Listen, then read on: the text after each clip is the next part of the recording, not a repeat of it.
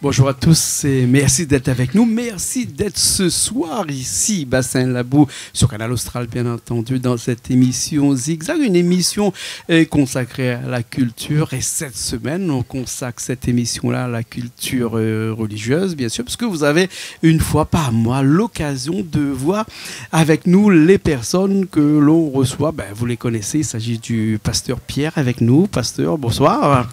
Bonsoir Jean-Claude, c'est toujours un privilège d'être ici avec toi. Et merci de nous faire le plaisir d'être ici à Bassin Labou. Ça nous change un petit peu du studio habituel. Oui. Hein. Ah oui. Voilà, merci beaucoup. Voilà, pasteur Pierre n'est pas venu tout seul, bien entendu, avec Myriam. Bonsoir. Tout de rose vêtue. Parmi les fleurs. Hein. Amen. Je suis une fleur.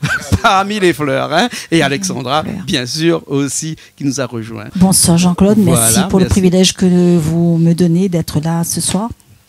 On va parler un peu ce soir ensemble d'un sujet qui n'est pas commun, on va dire, puisque ce sujet-là, vous avez vu que je me suis habillé ce soir. C'est très rare où je m'habille lors d'une interview. Généralement, je suis en t-shirt et assez mal foutu, comme on dit. Ce soir, j'ai pris la peine de me mettre une chemise. Elle brille, ma chemise. C'est vrai, une veste. C'est pour faire honneur aussi à Pasteur Pierre, qui, lui, est toujours en veste. Hein. Richard a fait un plan sur toi de l'autre côté. Voilà. Parce qu'on va parler de la tenue vestimentaire. Et ce que dit l'Église sur la tenue vestimentaire, est-ce que c'est bien de s'habiller? Est-ce que c'est bien de se comporter dans la vie de façon, comment on va dire, de façon propre, hein? Parce qu'on peut s'habiller bien, mais en étant sale, hein? En référence au roi Louis XIV, par exemple, hein, qui était bien sapé, mais qui n'était pas tout à fait propre, hein, comme l'histoire nous le raconte. Et aujourd'hui, on va parler donc de cette tenue vestimentaire. On va commencer par le pasteur Pierre, bien sûr, qui va nous faire une petite explication. Ce que dit l'Église dans la tenue vestimentaire. Voilà. Jean-Claude, merci. En fait, c'est un sujet, il n'y a pas de sujet tabou quand il s'agit de l'Église avec notre Seigneur Jésus-Christ, parce qu'il n'a pas seulement parlé, il a démontré qu'il fallait bien s'habiller. Oui, déjà, dans le monde, on n'a pas besoin d'être chrétien pour bien s'habiller. Il y a un dicton qui dit, en anglais, « You dress good, you feel good. » Tu parles bien. You feel good, you do good. Yes. Ça dit, en français, il dit, tu t'habilles bien. Tu te sens bien. Tu te sens bien, tu fais bien. Alors, quand tu es bien habillé, quelqu'un qui est bien habillé, déjà, ça lui donne, quand tu t'habilles, comme on dit, s'habiller pour l'occasion, ça te permet déjà de ne pas être frustré. Ton self-estime est élevé. Tu peux te présenter n'importe où, parce que ta tenue vestimentaire, déjà, est correcte pour l'occasion. Alors là, à l'intérieur de toi, tu te sens déjà valorisé. Et bien t'habiller veut dire aussi que tu honores la personne que tu vas voir. Quand tu vas voir peut-être pour une interview par exemple, et celui qui va t'interviewer, si tu es déjà mal habillé, ça dit que c'est un déshonneur pour celui-là que tu vas rencontrer. Jean-Claude, si notre président, le président Macron, arrivait ici à la réunion et qui dit, OK, je voudrais voir 2, 3, 4 hommes, des entrepreneurs qui sont toujours généralement en short, en jean. Oui. Je ne pense pas qu'ils vont aller en jean. Ils vont aller, chacun peut-être, ils vont aller chercher une cravate. La veste. Pourquoi? Parce que c'est pour respecter le président qui va les recevoir. Donc l'habillement joue un très grand rôle pour l'estime de soi. Ça te donne le courage de mieux t'exprimer. Oui. Et on va en arriver peut-être pour la deuxième question, où le Seigneur Jésus-Christ a parlé, Dieu lui-même a parlé, n'est-ce pas, de l'habillement. Amen. Donc ça veut dire que dans l'Église, il n'y a pas un sujet qui soit tabou, il n'y a pas un sujet qu'on peut dire que non, Dieu n'a pas parlé de ça. Alors pour moi, j'estime que l'homme ou la femme devrait toujours bien s'habiller. Et quand tu es bien habillé, tu ne peux pas faire du mal. À l'intérieur de toi, tu es à l'aise, tu te sens bien à l'intérieur de toi. Et quand tu te sens bien, tu n'es pas frustré. Ça fait fuir la frustration, ça fait fuir quoi, la jalousie. Quand tu vois quelqu'un qui est habillé comme Jean-Claude en veste, si tu es habillé en bras de chemise, tu pourrais peut-être être jaloux. Mais si toi-même tu étais bien habillé, tu dirais, ah non, mais... Alors, à mon avis, bien s'habiller changerait la société autour de nous. Merci Jean-Claude. D'accord. Pasteur, je vais aller voir Myriam pour toujours parler de ce sujet-là qui nous passionne et qui passionne beaucoup de personnes qui nous regardent. Bien s'habiller, c'est vraiment important.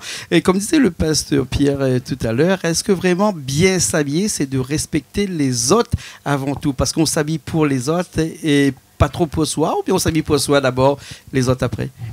Je pense que quand on est, pour faire référence à la parole de Dieu, quand on est habité par le Saint-Esprit, ça veut dire que Dieu lui-même, c'est le Saint-Esprit qui t'habille. Tu n'as pas à interroger de quoi tu vas t'habiller, c'est lui-même qui va t'orienter et t'amener dans ce que tu dois porter. Pour faire quoi? Pour donner la gloire à Dieu. Quand tu t'habilles selon ce que Dieu te demande de t'habiller. Moi, il m'arrive souvent, avant le culte, j'interroge le Seigneur parce que je me soumets à sa parole et je lui demande, même la veille, le culte de dimanche ou de mercredi, je lui dis, Seigneur, comment tu veux que je m'habille? Parce que je fais toutes choses pour lui. Et il me dit, tu vas mettre ça.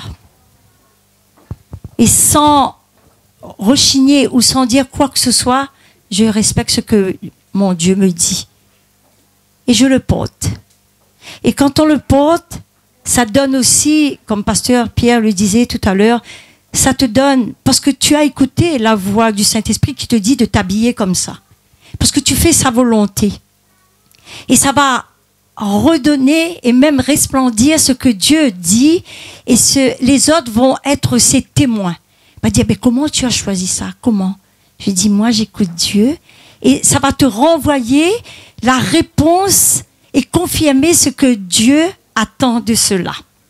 Dieu veut qu'on s'habille bien. Et Dieu, quand on s'habille bien, on respecte la volonté de Dieu. Ça veut dire, c'est suivre aussi ce que Dieu nous demande. Ça veut dire respecter les commandements de Dieu. Dieu, Jésus, il s'habillait bien. Il s'habille bien. Et nous, on est le reflet de Jésus-Christ. On s'habille bien. Et la parole nous dit de bien nous habiller. C'est faire honneur aussi à notre Dieu. On reflète ce que la parole de Dieu dit. D'accord. Et je suis, merci Jean-Claude, je suis, de par mon habillement, l'habillement que le Saint-Esprit me demande de m'habiller, je fais honneur à mon Dieu. Et Dieu est fier. Lui donner tout l'honneur. L'honneur lui appartient. La gloire lui appartient. Et depuis que je suis dans ce ministère, je me suis appliquée à écouter ce que l'Esprit de Dieu me demande de faire. Et même ce soir, je dis, je vais m'habiller ainsi. Et je suis contente. D'accord, d'accord.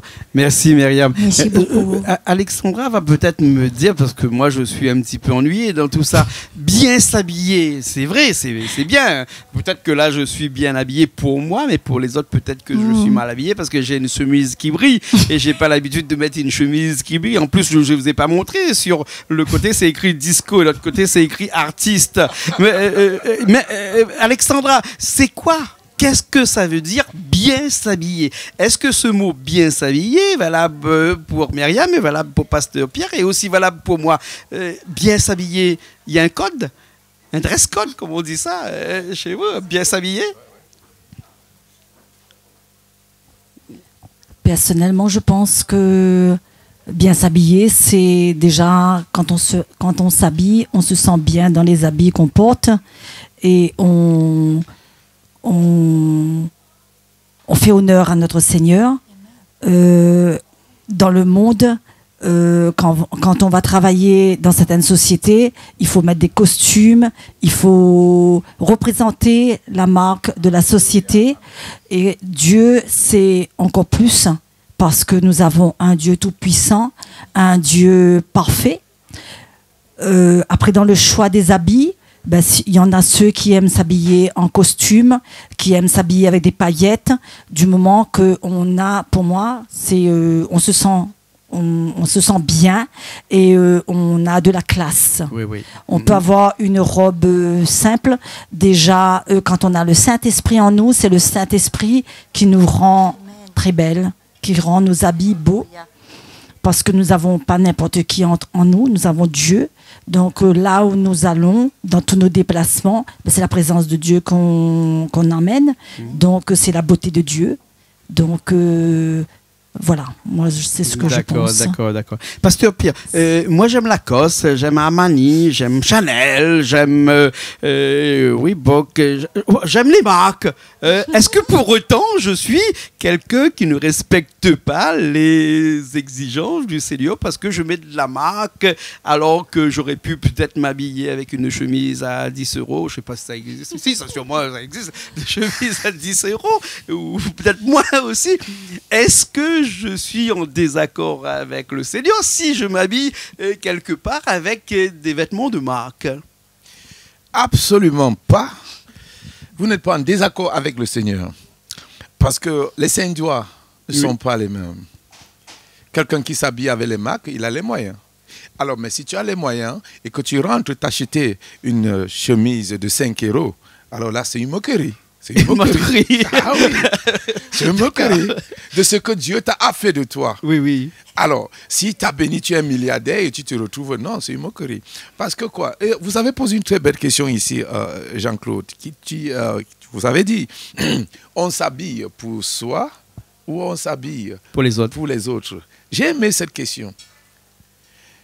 Déjà, je dirais que on s'habille d'abord pour soi et non pour le vu, pour le m'as-tu vu, comme on dit souvent. Oui. On s'habille d'abord pour soi. Je ne m'habille pas parce que je veux que les autres... Non, est-ce que je suis fier? Est-ce que je me sens à l'aise dans ma tenue vestimentaire? Alors, cependant, s'habiller maintenant des marques, la sœur Myriam a dit quelque chose tout à l'heure. Lorsqu'on est chrétien, Jean-Claude, lorsqu'on est chrétien, le Saint-Esprit a cette capacité-là de t'habiller de façon très chère, mais avec peu d'argent. Parce que j'ai toujours dit, même quand je m'habille, on dit, oh mais pasteur, où est-ce que tu as acheté ça? Où est-ce que je dis, mais j'ai acheté ça dans le même magasin où vous allez souvent. Il dit, non, c'est pas là-bas. Parce que quand tu le portes, la Bible le dit, ce corps-ci est le temple du Saint-Esprit. Amen. Et quand tu es rempli du Saint-Esprit, ce que tu mets, le Saint-Esprit beautifie. Alléluia. Il rend ça beau. Amen. Même si tu l'as acheté peut-être à 2 € quelque part, Amen. et que c'est la dimension où le Seigneur t'a béni, on va dire, mais oh non, mais cette veste-là, ça coûte au moins 10 000 €. Mais qu'est-ce qui rend ça beau? C'est le Saint-Esprit. Alléluia. Mais quand le Saint-Esprit, quand Dieu t'élève, te bénit et que tu crois financièrement, tu ne vas plus le faire. Il va falloir que tu t'habilles maintenant de la marque aussi. Bon, je n'aime pas trop les marques, parce que la marque que je représenterai, c'est la marque de Jésus. Amen. C'est la marque de Jésus. Et personne ne l'a créé encore, la marque de Jésus. Qui sait, peut-être qu'elle sera en sol quelque part. Parce que tout le monde va aller acheter la marque de Jésus. Ah, ce serait une bonne chose. C'est puni par la loi, parce qu'on ne peut pas utiliser Jésus pour vendre des vêtements. Dans le livre de Genèse, Jean-Claude, quand Adam et Ève ont péché, alors la Bible nous dit, subitement, ils se sont retrouvés nus. Amen. Et quand Dieu est venu, il a dit, Adam, where are you? Où es-tu? Adam a dit, non, je me cache. Il dit, mais pourquoi tu te caches? Il dit, parce que je suis nu. Et Dieu lui a dit, mais qui t'a dit que tu étais nu? Amen. Alors, Dieu a dit, ok. Il a dit, est-ce que tu as mangé le fruit défendu? Il dit, oui, la femme que tu m'as donnée m'a poussé à manger ce fruit. Ça, c'est toujours le problème des femmes. Tu le prends de femme. Alors, qu'est-ce que Dieu a fait, Jean-Claude? Oui. Dieu n'a pas pris une feuille pour les couvrir. Il a tué un animal. Écoutez déjà.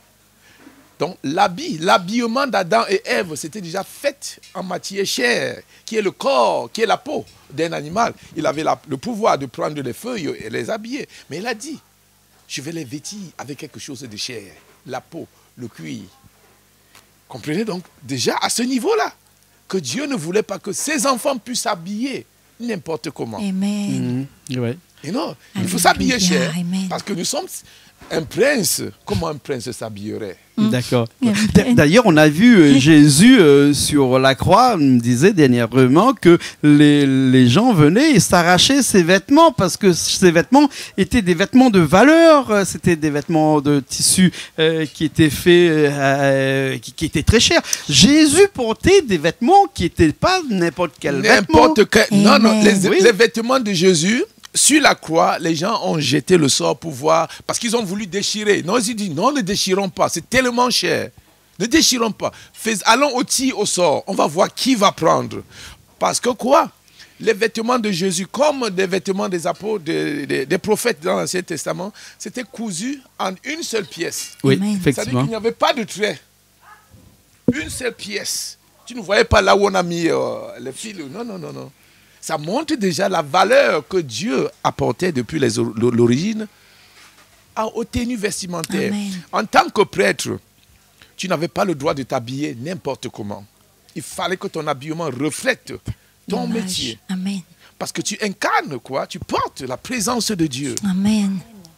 Alors donc, je trouve, dans le ministère où nous sommes, où le Seigneur nous a amenés à le servir, Jean-Claude, c'est une tradition pour nous. Amen. C'est une tradition que je me sens mal à l'aise d'aller prêcher l'évangile au peuple de Dieu en portant en sandales ou en short ou en jean. Depuis que vous ne m'avez jamais vu prêcher en jean. Amen. Même si c'est les trucs de prière, je fais un effort de me...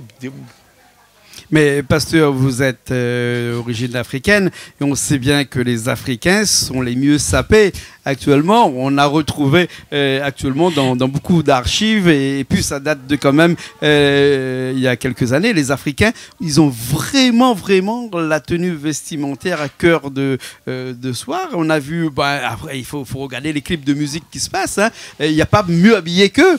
Hein. Pourquoi les Africains ont compris qu'il faut s'habiller?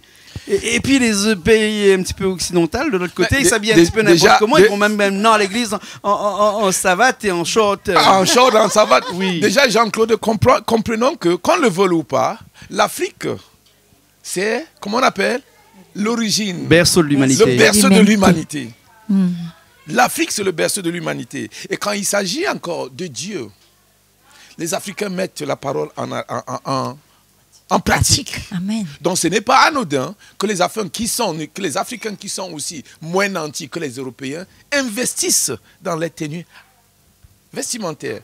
Je crois que je n'avais jamais pensé comme ça que les Africains s'habillent mieux. Je regarde des clips de musique qui se passent, hein, que je vois un petit peu partout, surtout quand les rappeurs africains, par exemple. Hein, j'ai jamais vu des gens qui sont aussi bien sapés. D'ailleurs, on emploie ce mot-là pour la sape.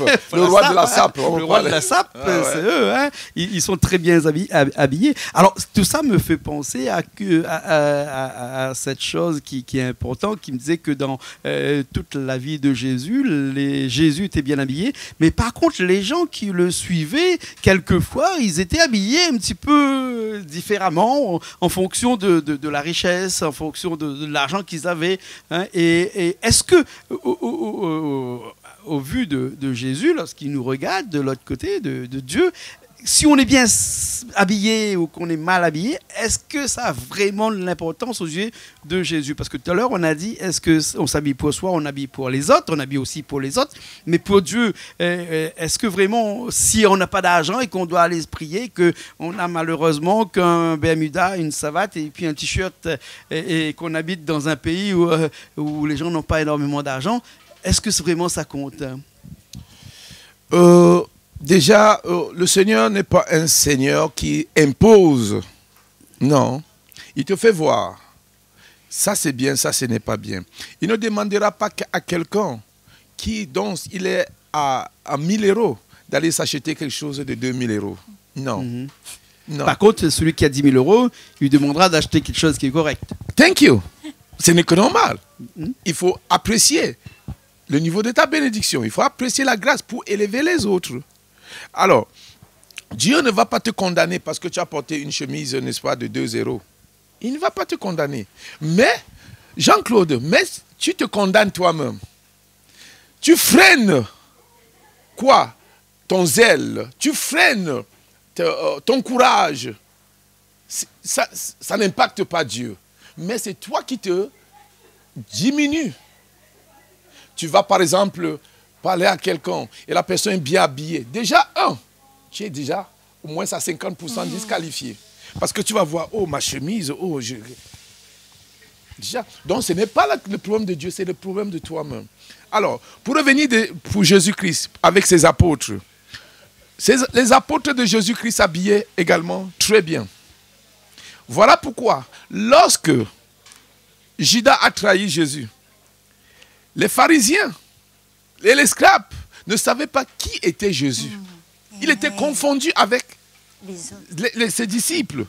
Parce que s'il était mieux habillé, on devait dire que celui qui est mieux habillé, là, c'est lui. Mais Jésus, ils ont demandé à Judas comment nous devrons savoir qui il est. Jésus. Parce qu'il ressemblait à tous ses disciples. Amen. Et Judas a dit celui à qui je ferai un baiser. Donc, ça déjà, ça veut dire que les disciples de Jésus s'habillaient très bien comme Jésus. D'accord. Et je vais aller voir un petit coup Myriam pour une question. Myriam doit connaître un petit peu l'expression qui dit que l'habit ne fait pas le moine. Hein, bon, on emploie ce mot-là souvent. Est-ce que c'est vraiment une expression qui est encore d'actualité de nos jours? Alléluia. Merci Jean-Claude, merci Pasteur. Je peux revenir sur le Saint-Esprit. Quand on est habillé par le Saint-Esprit, on fait toutes choses parce que c'est lui qui fait toutes choses en nous. Et on a cette assurance-là, que ce qu'on fait, comment on s'habille, ça vient de Dieu. L'habit ne fait pas le moine parce que ça c'est un dicton, je veux dire, du monde. Et nous, la parole de Dieu nous dit, nous on ne se réfère pas aux choses du monde parce qu'on n'appartient pas au monde. Si on s'arrête à ce dicton, à cette chose du monde, on va essayer et voire même contrarier et offenser le Saint-Esprit. Moi, je ne fais pas référence à cela. Surtout quand on a connu ce que c'est que la vérité. Il est dit dans la parole de Dieu, vous connaîtrez la vérité et la vérité vous affranchira. Ce que je porte, c'est le Saint-Esprit et je tiens encore à le dire, merci Saint-Esprit, quand je m'habille pour faire plaisir à mon Dieu. C'est lui qui me donne l'occasion et la capacité de payer ce que je porte. Quand j'arrive dans un magasin, Jean-Claude, je rentre dans ce magasin et je dis, Seigneur Saint-Esprit, demain il y a le culte. Montre-moi comment je dois m'habiller. Et il va me diriger vers cette tenue. Et quand je le porte, et comme le pasteur disait tout à l'heure, ça va sortir cette gloire de Dieu. Et la gloire de Dieu se manifeste dans cet habillement. Ce n'est plus Myriam qui porte, c'est Dieu lui-même qui confirme dans ce choix et qui fait resplendir sa gloire. Donc, merci Jean-Claude de sortir ce que le dicton dit, mais le chrétien n'est pas dicton. On n'est pas dicton, on est parole de Dieu qui est la vérité. D'accord, Amen. d'accord. Alexandra, il y a des discriminations quelquefois sur les uns et les autres en fonction de leur tenue vestimentaire. C'est pour ça que dans des écoles, hein, et notamment des écoles à Madagascar, puisqu'on a Amédée de Cœur et Conscience aussi qui est avec nous ici, dans les écoles par exemple à Madagascar, on voit beaucoup des enfants qui vont à l'école avec un uniforme. C'est-à-dire on a uniformisé choisi la tenue vestimentaire de toutes ces personnes-là et pour éviter des discriminations entre les uns et les autres. Est-ce que pour toi, ça te semble quelque chose qui est crédible, qui est bien, ou bien sinon qu'il faudrait bannir et laisser tout le monde s'habiller un petit peu comme ils ont envie de faire pour aller notamment à l'école, par exemple, pour les enfants? Quand vous parlez de discrimination, c'est au niveau... C'est-à-dire que s'il y en a qui vient à l'école, quelqu'un qui a un Lacoste et l'autre qui n'a pas de Lacoste mais qui a un petit t-shirt, peut-être qu'on va le voir celui qui a un Lacoste différemment que l'autre, alors que là, c'est vraiment une discrimination pour les enfants. Alors quand c'est des adultes, c'est différent. Un adulte peut discuter, peut aller se défendre. Un enfant a du mal à se défendre. Et lorsqu'ils sont habillés différemment comme ça, cette discrimination-là vis-à-vis des yeux des autres élèves, des autres enfants, parce que généralement, on a une discrimination à l'intérieur de cette classe enfantine, là, de ces enfants-là. Hein. Est-ce que tu es pour des uniformes à l'école ou bien sinon laisser chacun porter ce qu'il peut porter, comme ici à La Réunion, comme en France d'ailleurs, hein? Hein? Ben, moi, personnellement, je trouve les uniformes, ça ne donne pas la liberté de choisir, mais les enfants, pour moi, ne peuvent pas porter ce qu'ils veulent non plus. Parce qu'il y a des enfants, étant très jeunes, s'habillent un peu dénudés, le ventre dehors, des shorts, des vêtements qui ne sont pas adaptés à l'école. Parce qu'on peut aller à la plage en savate, en short, en petits hauts, des débardeurs, des trucs assez nus. Mais dans les écoles, il faut quand même avoir une tenue respectable pour chacun des enfants. Bien sûr. Mais après, les enfants ont quand même un choix de choisir un t-shirt ou une chemise, un pantalon, de marque ou pas de marque, selon les capacités financières des parents. Et les goûts des enfants, parce qu'on les laisse quand même choisir les couleurs, qu'ils sachent avoir ce choix-là étant petits. Mmh. Mais tout en respectant l'école, l'établissement dans lequel ils sont, et avec pudeur et décemment. D'accord, voilà. D'accord. Si oui, Myriam. Oui, je voulais rebondir sur la question que tu as posée à la sœur Alexandra. Quand j'étais dans le monde, je portais l'uniforme pendant 11 ans. Parce que j'étais dans la police, je portais l'uniforme pendant 11 ans. Ça, quand j'étais dans le monde. Mais on peut porter l'uniforme, ça dépend comment on le porte. Pourtant, je n'étais pas en crise. Mais porter l'uniforme, c'est avoir aussi une attitude parce que tu représentes l'État. Tu représentes le gouvernement. Et si on te dit de porter l'uniforme, tu respectes, en portant cet uniforme, tu respectes le gouvernement. Tu ne portes pas pour faire plaisir, mais tu as une attitude de porter ce que le gouvernement te demande de porter. Bien sûr. Bien sûr, bien sûr. Rajouter, Pasteur Pierre, il y a des événements à l'église où les enfants sont tous habillés pareil lors des communions, des baptêmes. Ça aussi, c'est un code vestimentaire qui a été mis en place par l'église. Hein. C'est pour faire en sorte que les enfants, quand ils se présentent devant Dieu, devant Jésus, pour leur première communion, leur baptême ou leur communion solennelle, enfin, tous ces actes que l'on a devant l'église, pour qu'ils sont tous identiques devant le Seigneur? Oh non, je dirais non, a priori. Jean-Claude, Dieu voudrait que Dieu, déjà être dans les tenues pour le Seigneur, ce n'est pas ça. Déjà, en matière de christianisme, toute église qui a une forme de tenue régulièrement, ce n'est déjà pas chrétien. D'accord. Non. Oui. Alors, Dieu, pour les jours de communion, Dieu voudrait que tu mettes une tenue, le meilleur de tes tenues, parce que c'est un grand jour. Voilà pourquoi on a tendance à aller au marché chercher les meilleures tenues blanches, mais on n'impose pas une certaine uniformité.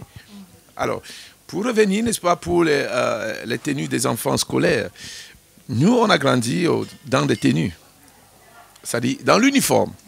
Dans l'uniforme. Ouais. Alors, c'était pour équilibrer. Pourquoi on ne savait pas qui était l'enfant d'un riche, qui était l'enfant d'un pauvre. Là, c'était, allons dire, même jusqu'au secondaire. C'est au niveau de l'université maintenant que tu pouvais porter ce que tu voulais. Ouais. Donc, tu ne pouvais pas a priori dire que celui-ci, jusqu'aux chaussures. Mais déjà ça frustre certains enfants.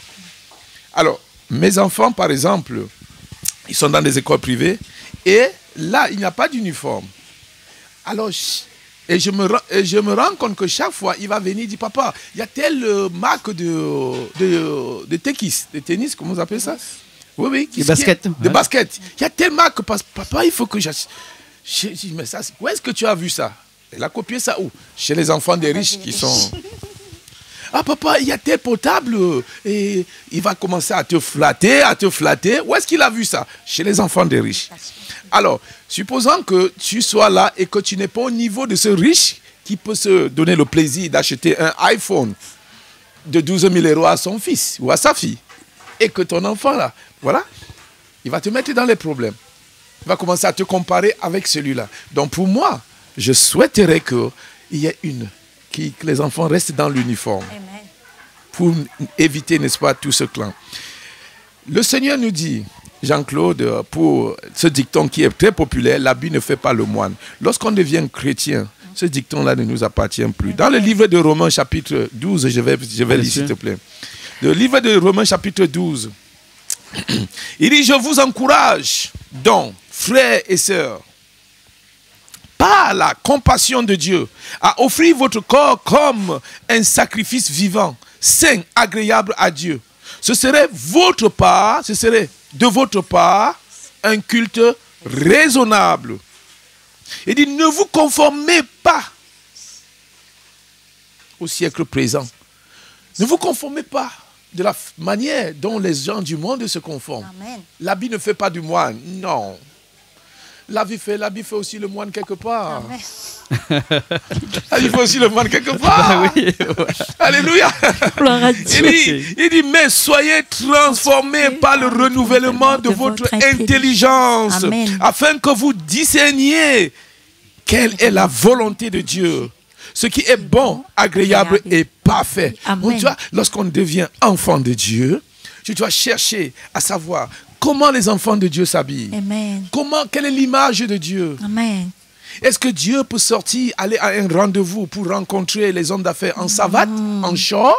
Ah, je ne crois pas que non. Amen. Ça veut dire qu'il ne se respecte d'abord pas. Amen. Et il n'est pas en train de respecter celui qu'il va voir. D'accord. Allez, donc Dieu voudra qu'on s'habille. Et il a demandé aux femmes à l'église, il dit, ne vous habillez pas n'importe comment. Dans le livre de Timothée, il dit, femmes, vous devrez porter des habits décents. Amen. Ne portez pas des habits qui révèlent vos parties. Alléluia. Dis non. Vous devrez vous habiller de façon très décente. Amen. Alors, donc, il ne voulait pas dire qu'il faut arriver à l'église avec les mini-jupes pour exposer, n'est-ce pas, tenter, n'est-ce pas? Bien sûr. Non. Donc, s'habiller bien, Jean-Claude, c'est une des meilleures choses. D'abord pour toi et pour ton audience. Amen. D'accord. Alléluia. Merci, pasteur. Merci. On arrive à la fin de cette émission. On va finir l'émission tout de suite. On a parlé sur cette tenue vestimentaire. On aurait pu discuter pendant longtemps puisqu'il y a tellement à dire là-dessus. Mais on va se caler juste 2 minutes à la fin de cette émission pour parler un petit peu des rhapsodies. Amen. Oui, pour parler de ces rhapsodies, de cette prière quotidienne tous les matins.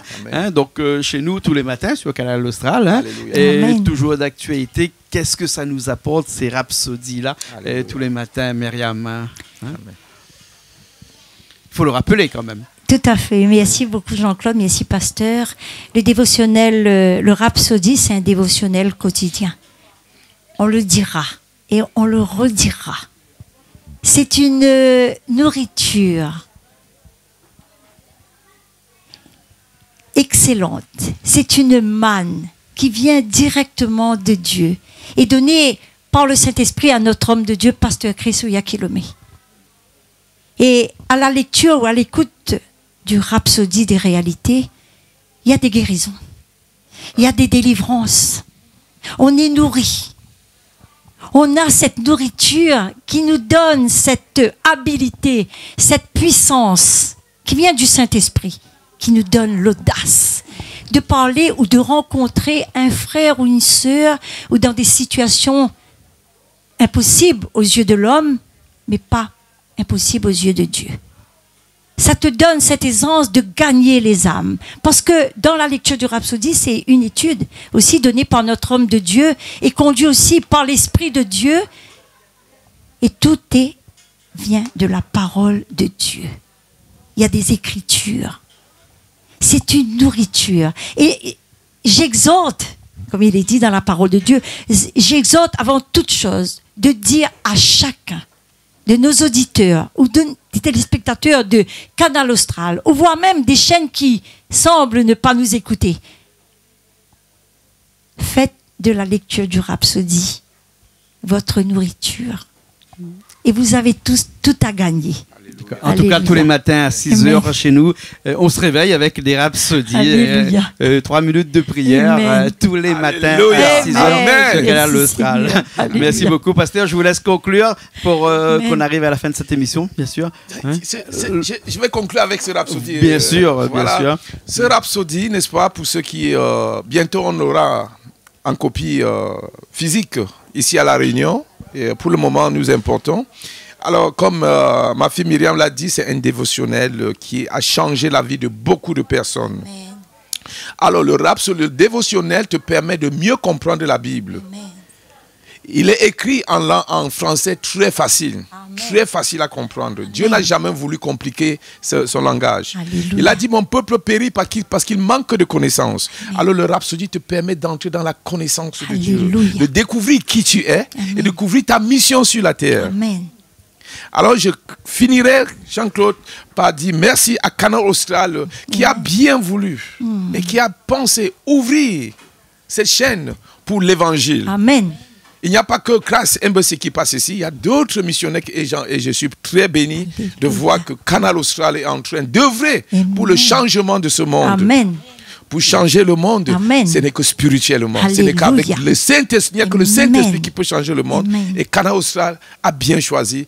Comme Jésus a dit à Marie, tu as choisi la bonne part. Amen. Merci Jean-Claude. Merci beaucoup. Merci pour ce moment. Merci Pasteur Pierre. Merci Myriam aussi qui était avec nous. Merci Alexandra aussi Jean-Claude qui était avec nous. On se retrouve Pierre. Le mois prochain pour parler d'un autre sujet aussi passionnant que ce sujet d'aujourd'hui. Heureusement, on est limité par 30 minutes parce que je sais que si je continue, on a pour 1 heure, 2 heures. Et Dieu sait le nombre de temps qu'on pourrait passer à parler de tous ces sujets aussi passionnants. Amen. Merci beaucoup. Nous, on se retrouve la semaine prochaine dans une nouvelle émission Zigzag, une émission culturelle sur Canal Austral, chaque mois avec le pasteur Pierre chez nous ici. Allez, à bientôt. Amen. Merci beaucoup. Amen.